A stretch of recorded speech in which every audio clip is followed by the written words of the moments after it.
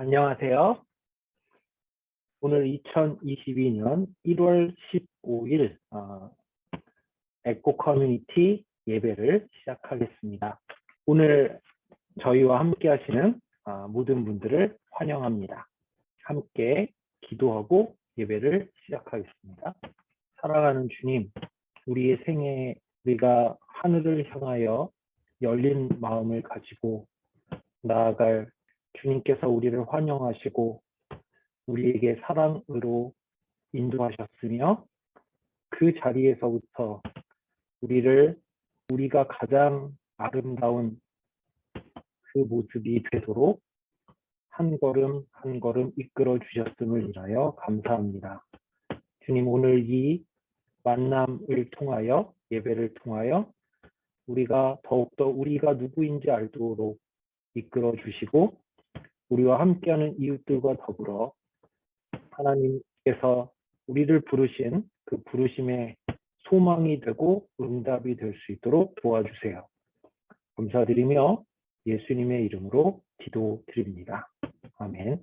오늘 Together with Heaven, 하늘과 함께 시간은요, 라젠카 Save Us라는 곡입니다. 신해철 넥스트 4집에 수록된 곡이고요. 만화 주제가이라고 합니다. 그 복면 가왕이라는 프로그램에서 하현우 씨가 부르면서 다시 유명해진 곡이라고 해요. 그런데 제가 여러 가지 버전들, 커버한 곡들을 들어봤을 때 그 곡에 대한 해석이나 이런 걸 생각했을 때, 물론 이 해석이라고 하는 것이 이제 굉장히 주관적이죠. 제가 봤을 때는 원곡만한 것을 찾기가 좀 어려웠습니다. 최근에 이제 뮤지컬 하시는 분인 것 같은데요. 그분이 불렀던 것도 나름 새롭게 해석된 것이 괜찮았습니다. 하지만 이제 원곡을 부르신 고 신해철님의 곡이 제가 주관적으로 좋지 않은가 해서 그 곡을 이제 선택했는데요. 다른 커버들이 각각 해석이 조금씩 다르게 느껴졌어요. 제가 이 곡을 생각한 것은 우리가 요한복음을 이해할 때 그 절박한 공동체에 대한 배경을 이해한다고 말씀을 드렸는데, 이 곡이 이제 만화 주제가인데요. 이 만화 자체가 이제 핵전쟁 이후에 피폐해진 그런 상황에서 그래서 이 절박한 상황, 피폐해지고 억압받고 파괴에 몰린 이런 사람들의 그 간절함, 이 간절함에서부터 사실은 메시아에 대한 소망, 그 묵시적 소망이 생겨나죠. 그래서 그러한 부분에서 종교가 탄생하는데요. 이 종교는 역사적인 결단, 참여, 그 소망에 참여하도록 부르는 것, 그곳으로 인도함 받아야 되지 않을까라는 그 이야기가 담겨 있다라고 생각을 해서 이 곡을 고르게 되었습니다. 가사를 제가 읽어볼게요. 라젠카 save us, 라젠카 save us, 라젠카 save us, 라젠카 save us, save us, save us, save us. 스스로 불러온 재앙에 짓눌려 한식은 하늘을 가리우며 멸망의 공포가 지배하는 이곳, 희망은 이미 날개를 접었나. 대지는 죽음에 물들어 검은 태양만이 아직 눈물을 흘릴 뿐, 마지막 한 줄기 강물도 말라버린 후엔 남은 건 포기뿐인가. 강철의 심장, 천둥의 날개 펴고 결단의 칼을 높이 든 자여, 복수의 이빨, 증오의 발톱으로 우리의 봄을 되돌려다오. 이미 예언된 미래조차 지킬 의지 없이 허공에 흩어지는가. 강철의 심장, 천둥의 날개 펴고 결단의 칼을 높이 든 자여, 복수의 이빨, 증오의 발톱으로 우리의 봄을 되돌려다오. 라젠카 save us, 라젠카 save us, 라젠카 save us, 라젠카 save us, save us, save us, save us. 네, 고 신해철 씨의 과거 영상을 통해서 이 곡을 듣도록 하겠습니다.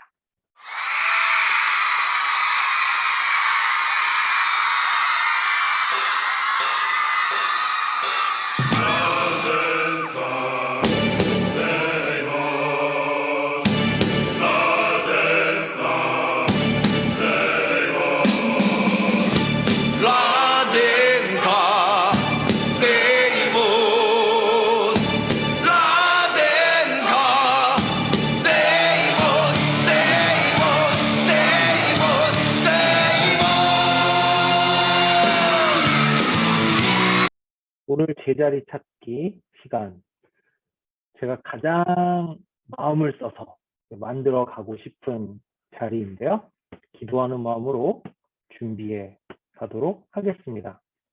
저의 걸음, 그다음에 여러분의 그 걸음들이 서로를 지탱하는, 그래서 각자의 대체 불가능한 이야기, 아름다운 우리의 하모니로 이루어지기를 간절히 소망합니다. 그러면 오늘 함께 읽을 하나님의 말씀은요, 요한복음 2장 13절부터 25절까지의 말씀입니다. 유대 사람의 유월절이 가까워져서 예수께서 예루살렘으로 올라가셨다. 그는 성전 뜰에서 소와 양과 비둘기를 파는 사람들과 돈 바꾸어 주는 사람들이 앉아 있는 것을 보시고 노끈으로 채찍을 만들어 양과 소와 함께 그들을 모두 성전에서 내쫓으시고 돈 바꾸어 주는 사람들의 돈을 쏟아 버리시고 상을 둘러 엎으셨다. 비둘기 파는 사람들에게는 이것을 걷어치워라, 내 아버지의 집을 장사하는 집으로 만들지 말아라 하고 말씀하셨다. 제자들은 주님의 집을 생각하는 열정이 나를 삼킬 것이다 하고 기록한 성경 말씀을 기억하였다.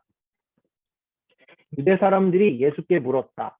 당신이 이런 일을 하다니 무슨 표징을 우리에게 보여주겠소? 예수께서 그들에게 말씀하셨다. 이 성전을 허물어라. 그러면 내가 사흘 만에 다시 세우겠다.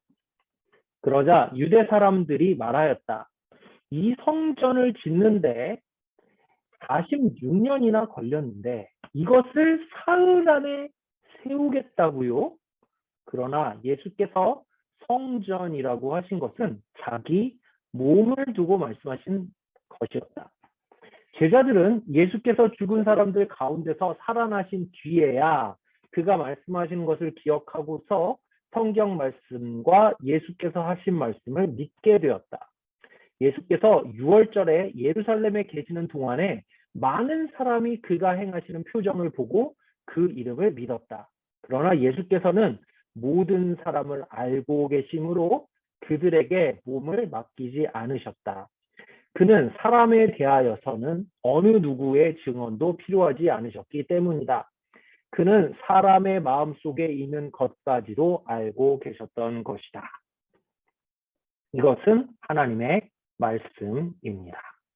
네, 오늘 우리가 함께 이야기할 하나님의 말씀, 함께 다가가는 하늘 이야기는요, 예수가 성전을 깨끗게 하다.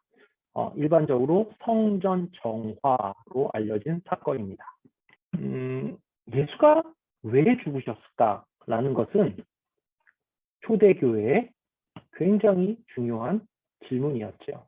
이 예수가 왜 죽으셨을까의 가장 근접한 이유 중에 하나가 오늘 등장하는 성전 정화 사건이 아니었는가라고 하는 분들도 많이 계십니다.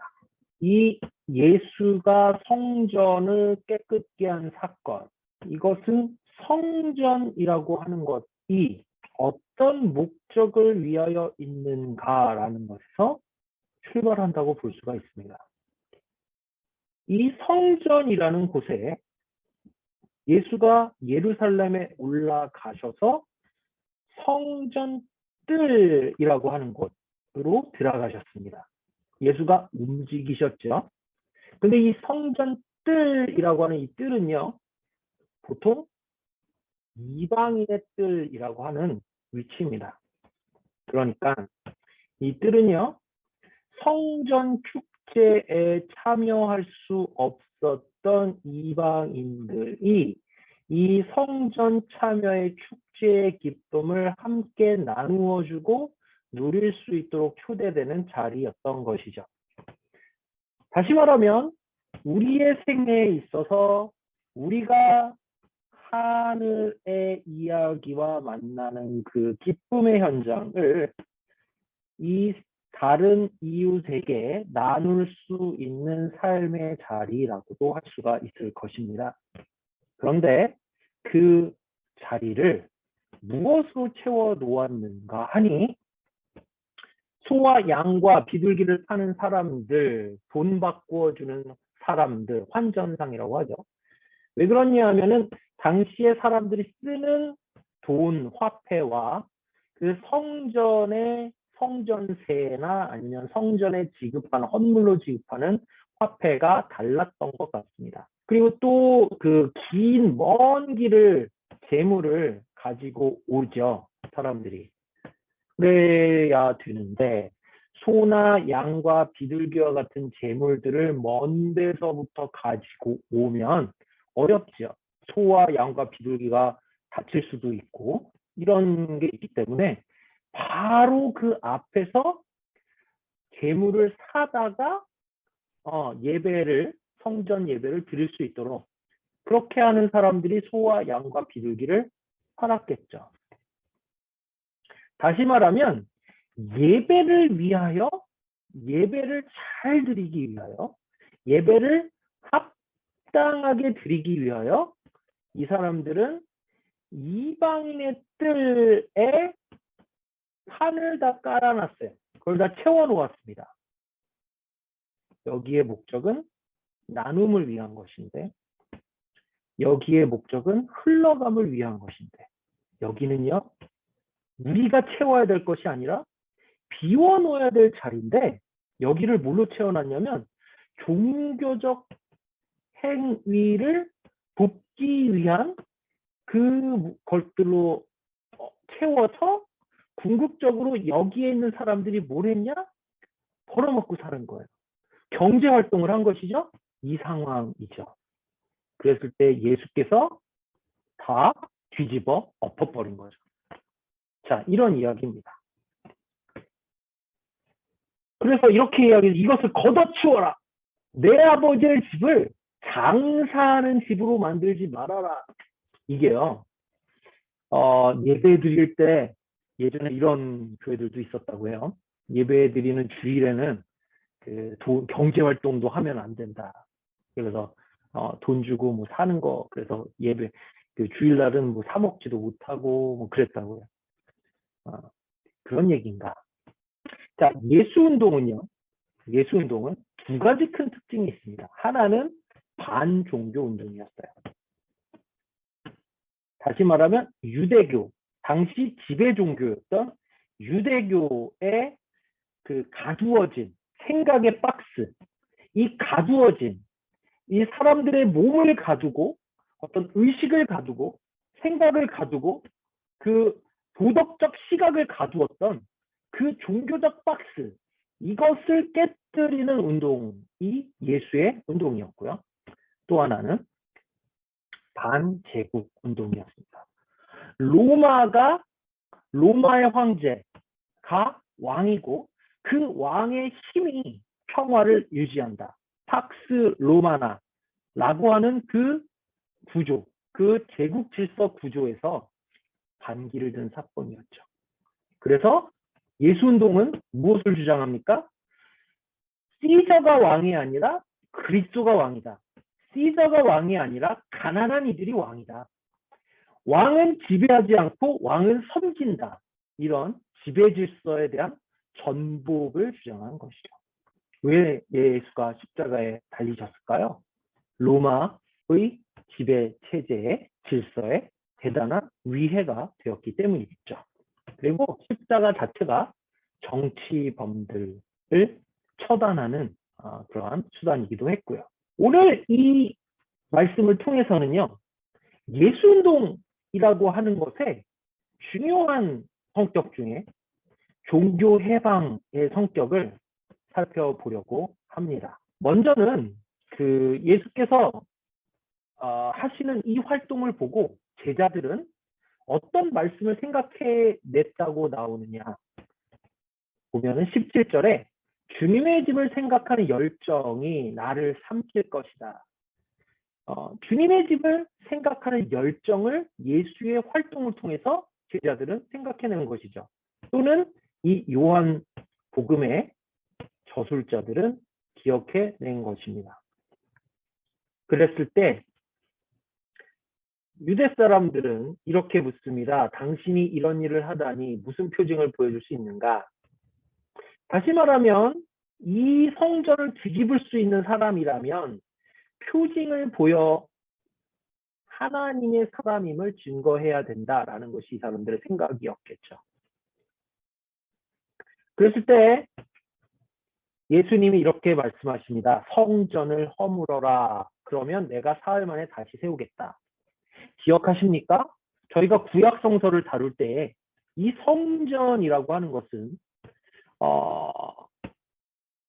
하나님을 예배하는 야훼 신앙의 후퇴라고 말씀을 드렸습니다. 가두어질 수 없는 하나님, 백성과 함께 움직이는 하나님, 백성 가운데 거하시는 하나님, 땅으로 찾아오시려는 하나님을 한 장소에 가두고 높여드리고 그 자리 이외에서는 관계없는 이러한 이야기로서의 성전. 그런데 이러한 성전을 이해하고 있는 사람들에게는 이 성전은 중요한 성전이었죠. 예배의 중심이었고 종교의 중심이었고 자신들의 정체성의 중심이었죠. 내가 이런 사람이야 라고 서술할 수 있는 나는 유대인이야. 나는 야훼를 믿는 사람이야. 나는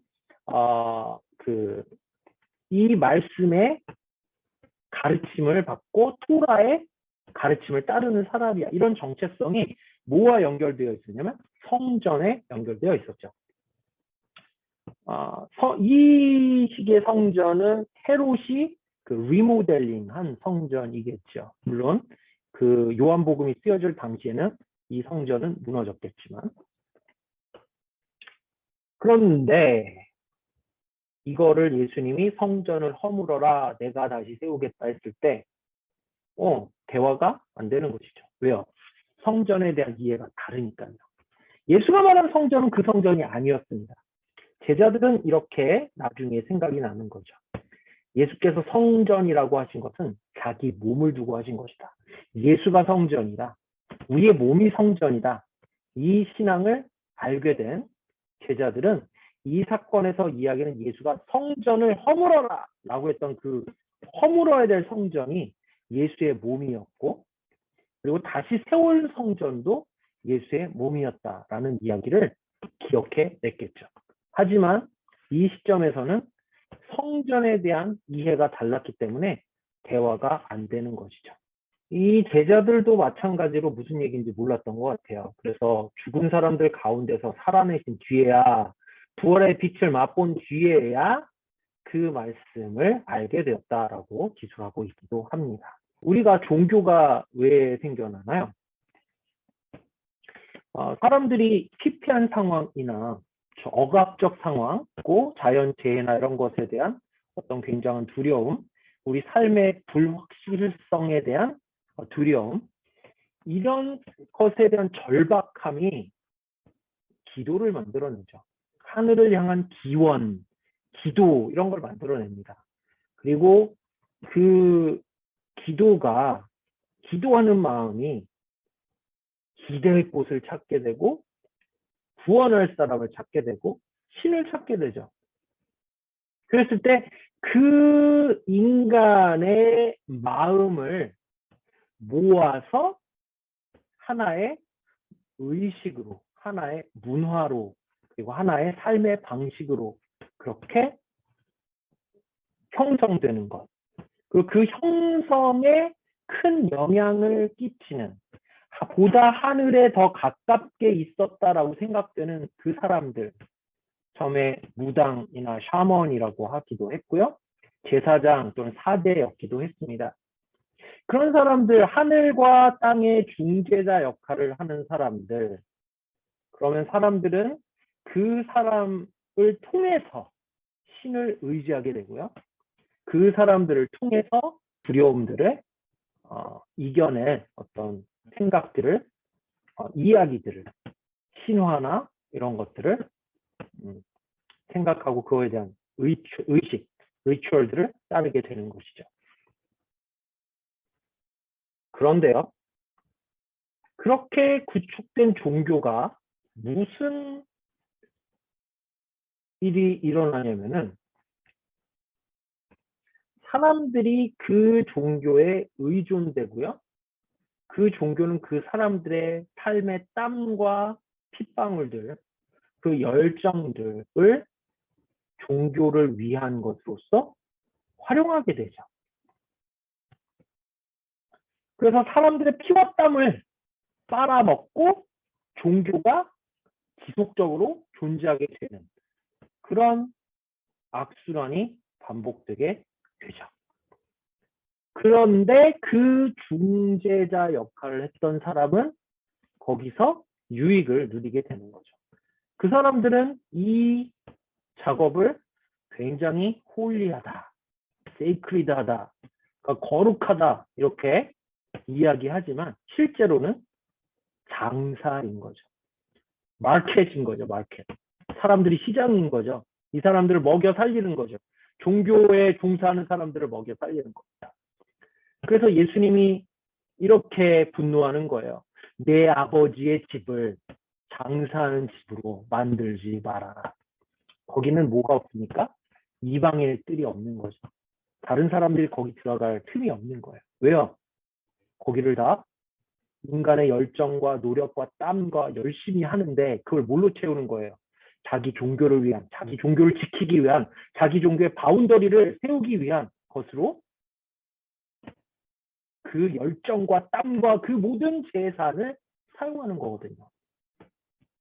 공간이 없어요.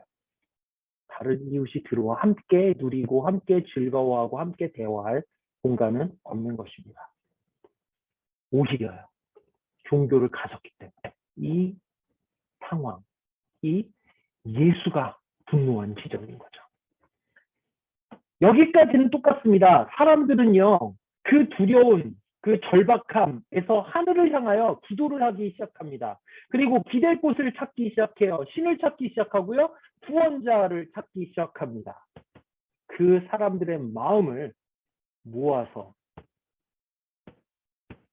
그 사람들의 고혈을 빨아먹는 이런 시스템을 깨고 그 마음에 새로운 소망의 씨앗, 그 헌신을 통해서 몸을 주셔서 새롭게 그 사람들이 오히려 밖에서 살아갈 수 있도록 이방인의 뜰을 남겨두면서 그의 일상으로 돌아갈 수 있도록 그리고 그 일상에 빼앗긴 봄을 되찾아오는 그 헌신에 자신을 드릴 수 있도록 초청하는 그 역사에 참여하는 그 걸음을 시작하신 그분을 우리는 예수 그리스도로 믿고 따르는 것입니다. 이 당시의 사람들은 이 절박함 안에서 메시아에 대한 대망이 있었죠. 나라가 빼앗겼고 제국의 아래에서 사람들은 피폐해졌어요. 절박했죠. 그래서 이 당시에 등장한 종말론이 묵시적 종말론입니다. 다시 말하면 하나님이 선택한 우리를 위하여 우리의 적들을 다 패망시키고 우리를 다스리는 정치적 메시아가 등장해서 우리가 모든 나라를 통치하게 된다. 이런 종류의 종말론입니다. 근데 예수는 뒤집는 것이죠. 너희의 몸이 깨어져서 다른 사람들의 소망이 되는 것. 우리의 몸이 깨어져서 이방인의 뜰이 비워지는 것. 누군가 들어올 수 있는, 누군가 웰컴 되어질 수 있는 그 공간이 되는 것. 그것이 예수가 이 땅에 내려와서 천막을 치고 거하신 이유이고 그 예수가 우리를 하늘이 예수를 보냄과 같이 예수가 우리를 보내는 이야기의 중심인 것이죠. 23절에 이렇게 말합니다. 예수께서 6월절에 예루살렘에 계시는 동안에 많은 사람이 그가 행하시는 표적을 보고 예수의 그 이름을 믿었다. 그러나 예수께서는 모든 사람을 알고 계심으로 그들에게 몸을 맡기지 않으셨다. 종교는 사람들의 의존성을 이용해서 사람들의 노력을 뽑아먹도록 있는 것이 되어서는 안 됩니다. 종교는요, 사람들의 그 간절함에 그 소망이 되어주고 위로가 되어주고 나아가서 그 한 사람 한 사람을 독립되도록 지탱시키는 그 과정을 함께하는 공동체, 새로운 가족, 구성된 가족, 세워지는 가족, 이것이 예수운동의 중심인 것이죠. 그래서 예수는 사람들에게 기적을 베푸셨지만, 사람들의 필요를 채워주셨지만, 사람들의 의존을 받아주지 않으셨어요. 자신의 몸을 사람들에게 의존시키지 않으셨습니다. 예수는 사람들을 독립시키시는 것이에요. 자신의 몸을 맡기시지 않은 거예요. 나중에 어떻게 나옵니까? 내가 떠나면 보혜사가 올 것이고 또 다른 보혜사, 너희가 더 큰 일을 할 것이야. 그리고 예수에게 영광은 무엇입니까? 자기가 떠나는 거예요. 죽음이에요. 자신이 떠나는 것. 예수의 존재가 깨지는 것. 그것을 예수는 영광이라고 하는 것입니다. 독립이죠. 독립이 일어나기 위해서 예수는 자신의 몸으로 씨앗을 심는 것입니다. 씨앗을 남기는 것이에요. 그리고 그 예수의 그 남겨진 씨앗, 그 씨앗을 받은 사람들이 예수를 따르는 것이죠. 그 사람들이 소망을 위해서 이방인들의 뜰을 깨끗하게 하기 위해서 자신의 삶의 어떤 한 자리는 이웃을 위하여 남겨주기 위해서 이 땅에 소망을 전달하는 것이죠. 오늘날 기독교가 욕먹고 있습니다. 그러면서 사람들이 교회가 더 공적으로 퍼블릭해져야 된다, 이런 얘기를 하기도 합니다. 기본적으로 종교의 사회적 기능이 확실히 있습니다. 사람들과 함께 동행하는 공동체로서의 역할을 해야 되고요. 그 한 사람 한 사람을 생로병사의 그 요람에서 무덤까지 이 과정을 또 위로하고 함께하고 필요를 들어주고 그런 역할들을 해야 할 것입니다. 무엇보다도 그 사람이 하루하루를 살 수 있는 소망을 지탱할 수 있어야 될 것입니다. 좋은 종교는요, 지지하는 공동체가 되어 주어야 할 것입니다. 그리고 세상 한복판에서 그 사람들이 살아가는 일상과 연결되고 그 자리를 위한 우리의 시간과 공간들이 남겨져 있어야 할 것입니다. 어쩌면 우리 개신교의 역사는 한 큰 부분을 잃어버리고 시작했는지 몰라요. 너무나도 그 성례, 세크라멘트라고 하는 것이 로만 카톨릭에 의해서 너무나도 복잡하게 사용되니까 우리는 딱 2개만 남기고 다 버리자 그랬어요. 그래서 세례와 성만찬만 남겼죠. 그래서 이 세례와 성만찬은 예수 그리스도의 죽으심과 부활에 대한 참여 의식으로서, 세례는 공동체 안으로 들어오는 허입의 의식이기도 했고, 공동체 예수운동을 시작하겠다는 서약이기도 했습니다. 공동체와의 언약이기도 했죠. 그리고 그 삶의 구조를 지속적으로 공동체와 함께 나아가는 것으로서 성만찬, 예수 그리스도의 살과 피를 기념하는 의식을 받아들였습니다. 그러나 교회는 잃어버린 게 있어요. 보냄이라는 거죠. 세상으로의 보냄. 하늘이 예수를 보냈기에 예수는 우리를 보낸다라는 그 보냄. 이 보냄의 성례. 이것은 가톨릭에게 있어서는 다른 형태로 남아 있습니다.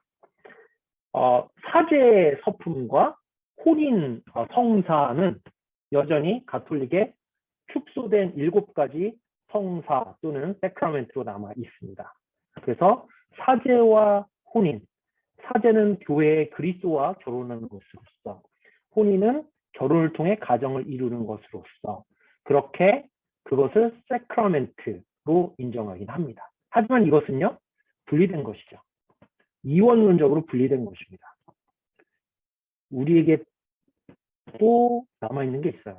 임직식이라고 하죠. 이 임직식이라고 하는 것이 교회를 위한 것으로만 축소되었죠. 그리고 이것은 성례로 인정받지도 않습니다. 교단에 따라서는 세족식을 성례로 이해할 수 있는 분들도 계십니다. 하지만 우리가 잘 생각해 보면 우리에게 세크라멘트, 교회됨을 표출하는 교회 의식 가운데 이 보냄이라고 하는 것, 우리가 독립되는 그 사건, 이것은 잃어버린 것이죠. 이것이 저와 여러분에게 이 교회됨에 회복될 수 있기를 바랍니다. 그래서 창조적으로 이 부분들을 많이 생각해 보고 있습니다. 그래서 제가 이제 제자리 찾기라든지 또는 그 공동체 알아가기 뿐만 아니라 지역사회 알아가는 이런 것을 예배 안으로 들어오게 한 것이 바로 이러한 목적들이죠. 말씀을 맺겠습니다.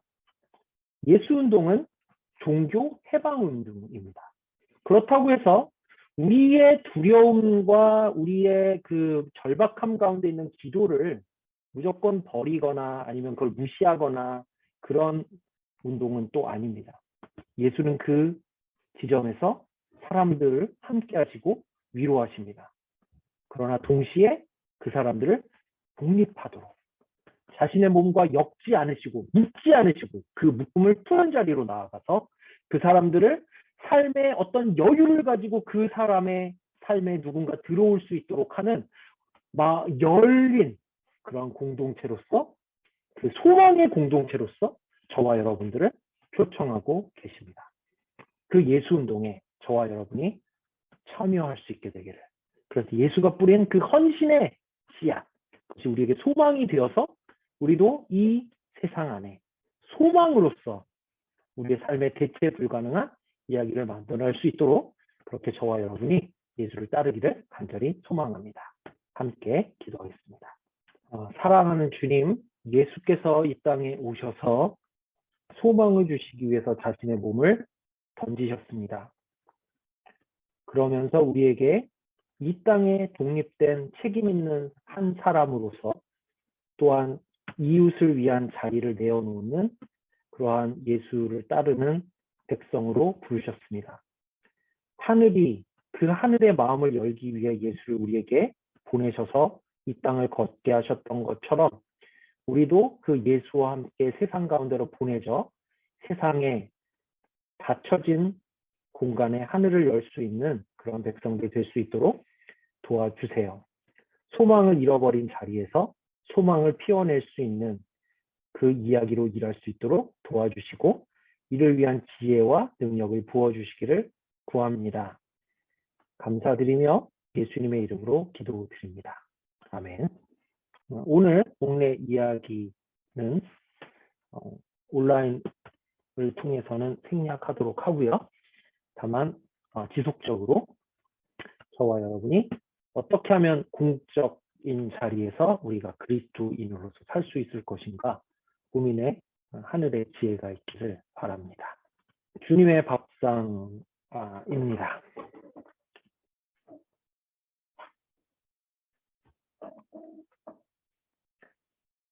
이 빵은 그리스도께서 우리를 위하여 나누어 주신 그분의 몸입니다.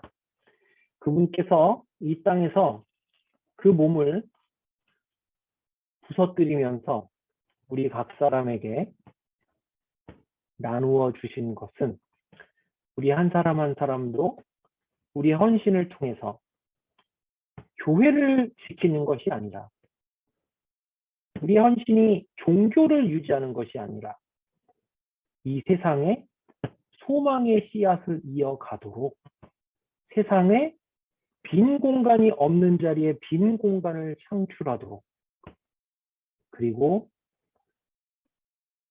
세상에서 나그네 되고 땅이 없는 백성들을 환대하고 끌어안고 쉬어갈 수 있는 그 자리가 되도록 우리를 헌신 가운데로 초청하시는 그러한 그리스도의 몸입니다. 이 잔은 그리스도께서 우리를 향해서 흘리신 보혈의 피입니다. 우리가 이 잔을 마실 때에 우리는 그 피 흘림에 참여하는 것입니다. 그 피 흘림은 저와 여러분이 가족이 되어가도록 그 헌신 속으로 부르시는 부름입니다.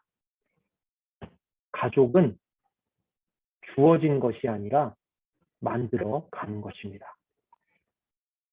혈연적으로 혈륜이라고 엮여 있다고 할지라도 가족은 만들어져 가는 것입니다.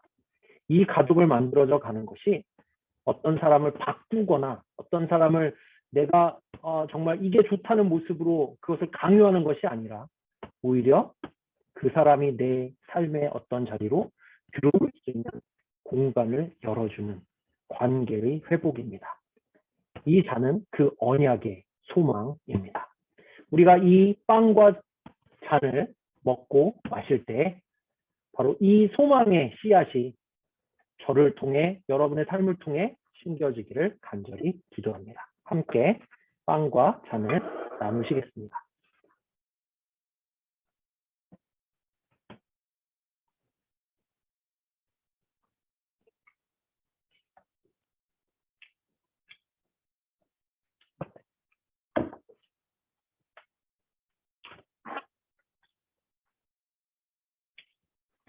오늘 공동체 이야기, 공동체 알림입니다. 원래 이번 주 이제 월요일이 마틴 루터킹 데이죠.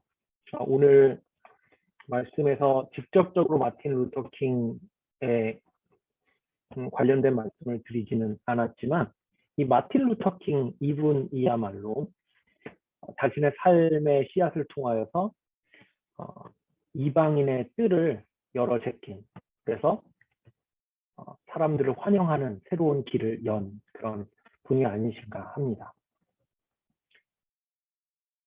저와 여러분들도 이런 이야기를 만들어 갈 수 있으면 좋겠습니다. 잃어버린 땅에도 봄은 오는가. 간절한 소망을 가지고 싶어하는 자들의 그 부르짖는 외침에 몸으로 우리가 소망이 있다라고 답할 수 있는 저와 여러분 되기를 간절히 바랍니다. 저희가 온라인 예배는요, 교회 오픈할 때까지 지속하도록 하겠습니다. 온라인 예배로 드리다 보니 저 혼자 말하게 되고 해서 좀 어려운 점들이 있는데 함께 이 과정들에서도 우리가 서로 자라가며 공간을 만들어가며 잘 지켜갈 수 있으면 좋겠습니다. 감사드립니다. 그러면 우리 함께 보냄의 기도를 같이 하고 예배를 마치겠습니다. 기도하겠습니다.